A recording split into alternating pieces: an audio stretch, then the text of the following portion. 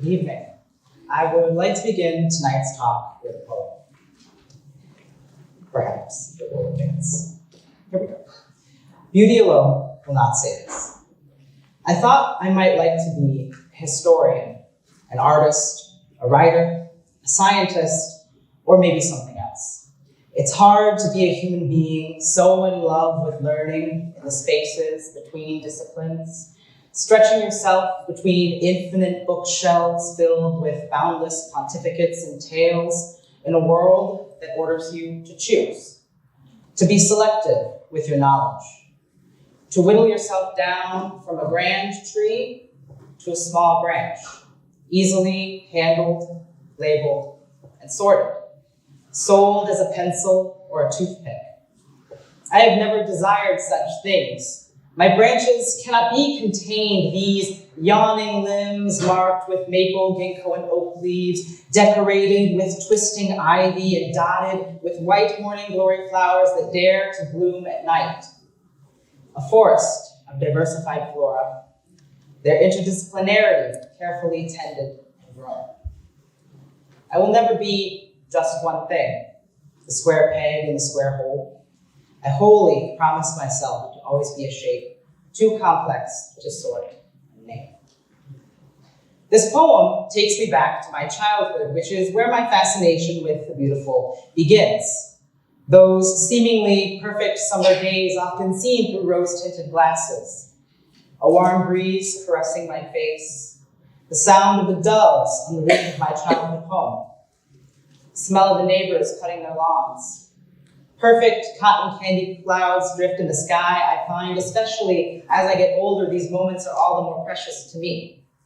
And it was on one such day that I had my first encounter with the beautiful, or at least the first that I can recall. I remember observing how the dew had collected on my favorite patch of grass, as if outside myself. The water droplet clung, seeming to hug the verdant plume of spring onions as though it never wished to let go, and I, as a young child, was transfixed by the seemingly perfect expression of nature captured within my backyard. I hope you have had moments like these as well. I wouldn't have a name for what I sought in those moments until I encountered the aesthetics, the philosophy of beauty, taste, and sensation, not confined to the arts. Rather, it is somatic, meaning we experience it with the totality of ourselves, and through it, we come to know something about who we are and who we can be. And for someone who didn't quite fit anywhere, beauty was not just frivolous decoration. It was refuge. It was survival. And for me, it is simultaneously idealized and raw. It is that space between that which we can never quite reach and that which is almost too tender to name, where I find human beings come alive. And it is also a space where we can separate ourselves from one another. Most recently, I was feeling very overwhelmed by the world, holding a lot of tension, and frankly, I was in my feelings. I felt a bit like a weightlifter doing all the wrong things. Now, I can tell you, when you lift weights, the setup and conditions matter. The right weight, the right posture, the right breathing, or else you risk injury. And my conditions were all wrong. I was attempting to lift a weight that was way too heavy for me, locking my knees and holding my breath, which is a recipe for disaster. So in my desperation, I turned to social media and I asked the question, where am I meant to put all of this grief? Now, beauty and ugliness are not opposites. Rather, they are expressions of the same somatic sense. The pull towards what pleases us and the recoil from what doesn't. Yet when we are in the tyranny of ugliness, reaching for the beautiful can feel shameful, because it may feel like in doing so, we are denying the ugliness. However, when ugliness becomes a larger project, when repulsiveness becomes a rationale for harm, something is severed. Not only for the receivers of that harm, and they have the most to lose, but for the person who is repelled. It is a kind of somatic death, a fracturing of the self and the other. And so I go back now to the weight that I'm holding, and maybe you're holding, and the responses of my friends to my social media inquiry. Things like community, art, nature. I recognized every word. I had done the research. I even wrote a book. Yet on that day, I couldn't fathom to reach for the beautiful. And as an aesthetician, that's my gig.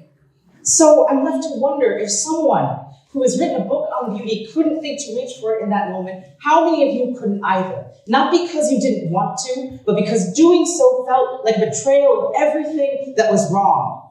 I'm here to tell you that it's not, and instead ask the question, what if we practice engaging with beauty the way we practice anything that matters, with intentionality?